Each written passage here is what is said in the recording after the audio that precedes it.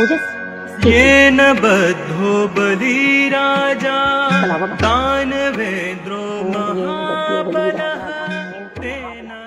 हम भी एक कलावा बांधने से क्या हो जाएगा? पढ़ाई तो तब भी करनी पड़ेगी। पढ़ाई तो करनी पड़ेगी, ये कोई जादुई धागा थोड़ी है। इसे कलावा, मौली या रक्षा सूत्र कहते हैं, जो हमारी बुरी नजर, नकारात्मक ऊर्जा, दुर्घटना और बुराई से रक्षा करता है।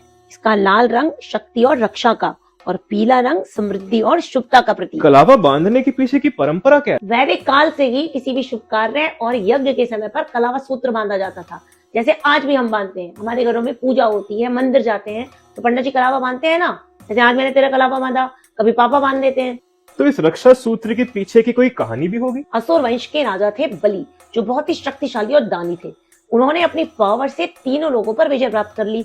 अब इंद्र हो गए परेशान और पहुंच गए भगवान विष्णु के पास, और विष्णु जी ने ले लिया वामन अवतार और पहुंच गए राजा बलि के यज्ञ में, और जहां मांग ली उन्होंने उनसे 3 पग भूमि। फिर क्या, राजा बलि ने सोचा कि छोटा सा तो बालक है, दे दिया वचन 3 पग भूमि का।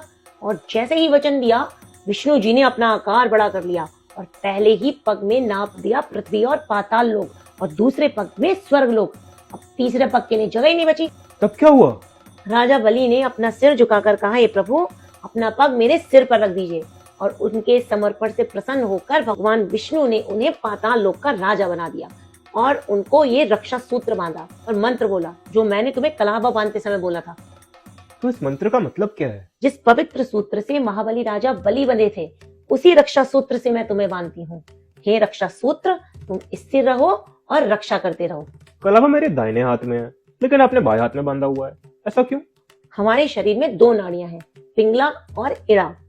पिंगला नाड़ी हमारे दाहिने भाग में स्थित है, इसीलिए पुरुषों और कुंवारी कन्याओं के दाहिने हाथ में कलावा बांधा जाता है, क्योंकि जो पिंगला नाड़ी है वो सूर्य, ऊर्जा, शक्ति और कर्म का प्रतीक है। विवाह के बाद वही कलावा विवाहित स्त्री को बाएं हाथ में बांधा जाता है, क्योंकि इड़ा नाड़ी शरीर के बाएं भाग में स्थित है, जो कि प्रतीक है चंद्रमा, शांति, ऊर्जा और पालन पोषण का। शादी के बाद ये कलावा मेरे दाएं हाथ से बाएं हाथ में शिफ्ट हो जाएगा? नहीं, हमारे शास्त्रों में पत्नी को पति का वामांग कहा गया है।